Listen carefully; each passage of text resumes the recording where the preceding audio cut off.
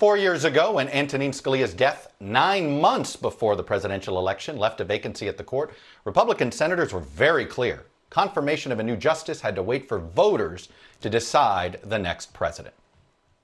The American people are about to weigh in. The campaign is already underway. And voters are going to get to weigh in. It's about the principle. You don't do this in an election year. The American people will choose. Let the American people consider it as part of deciding who to support in November.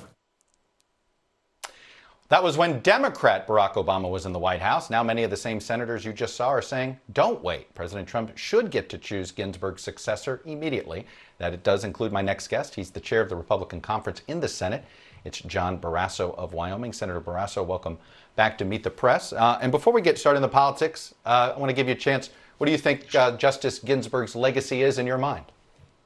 Really a heroic and historic figure. This is a great loss for our country. You know, here in Wyoming, we think of her as a trailblazer in so many ways because she had the Western spirit of grit and endurance and determination. She showed that every day. She was a role model for many. And you might not believe this, Chuck, but for young women on my staff who then went into the law, she was an inspiration for many of them. She inspired a generation, and I think she is going to be long remembered for the trail that she blazed.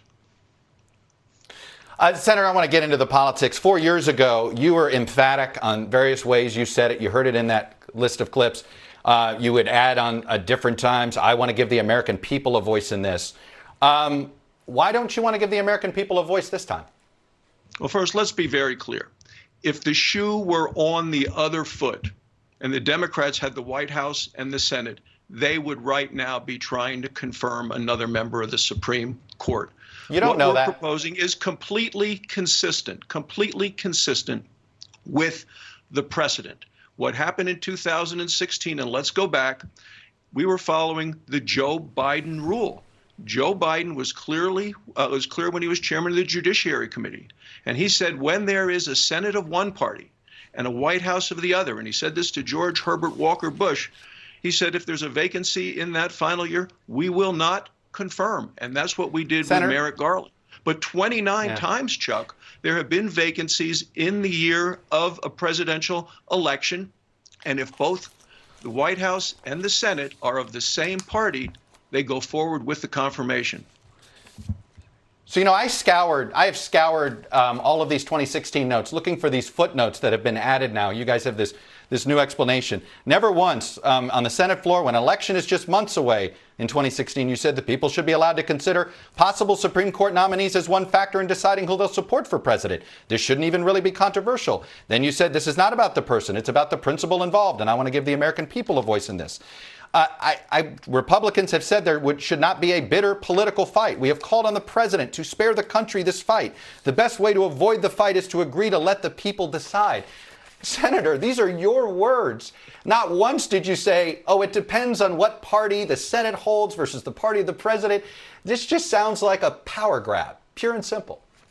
Well, it is the Biden rule, and this is the precedent of the country. You haven't had no Biden rule. Garland, you haven't had since 1888, when a party of the Senate and the House and the White House were of different parties, that anyone was confirmed, and that was the situation with Merrick Garland. Chuck Schumer said the same thing at the end of George W. Bush's term, that if the vacancy occurred with the President Bush, a Republican in the White House, and the Democrats under Harry Reid and Chuck Schumer in charge of the Senate, that they would not confirm. But now when you have both parties in the White House and the Senate, historically, the confirmation goes forward. And that's what's going to happen here. I'll tell you what's going to happen. Senator, and the president's going to make a nomination, I believe, this week. Look, I get that. But, Senator, nobody in the Senate Republican Conference was arguing these fine footnote points that you and your other colleagues are arguing now. I want to play a clip for you from 2018 from Lindsey Graham. Take a listen.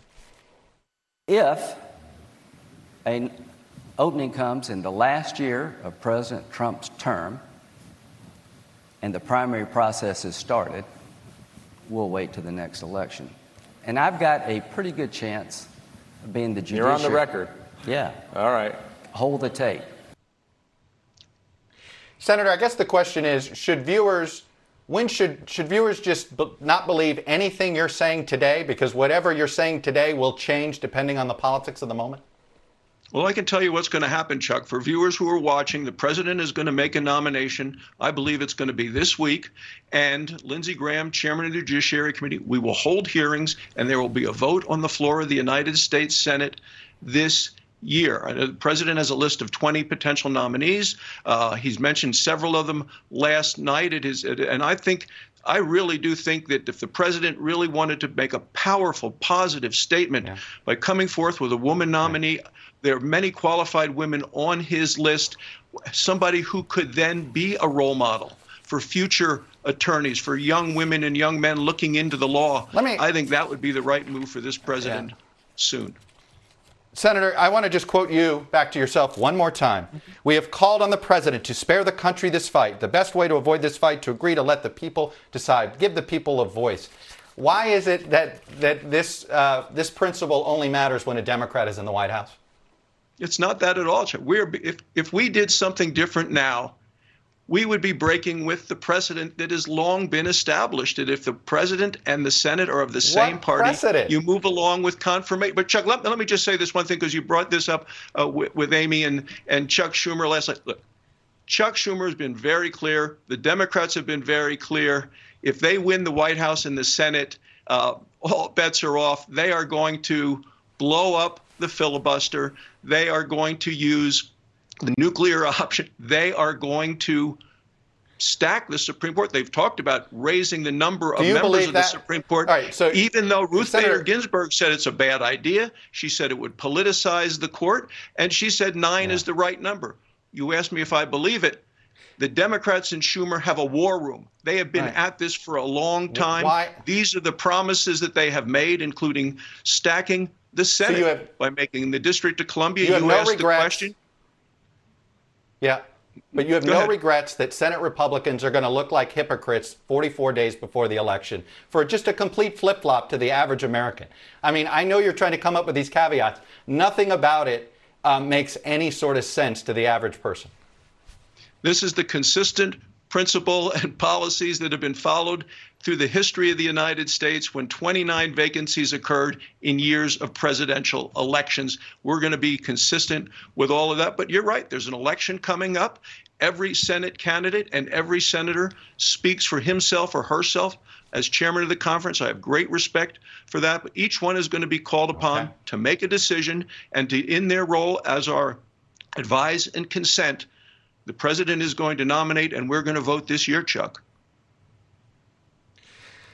Senator Barrasso, Republican from Wyoming, number 3 in the Senate. I appreciate you coming on and sharing your perspective with us. Thank you, sir. Thanks, Chuck.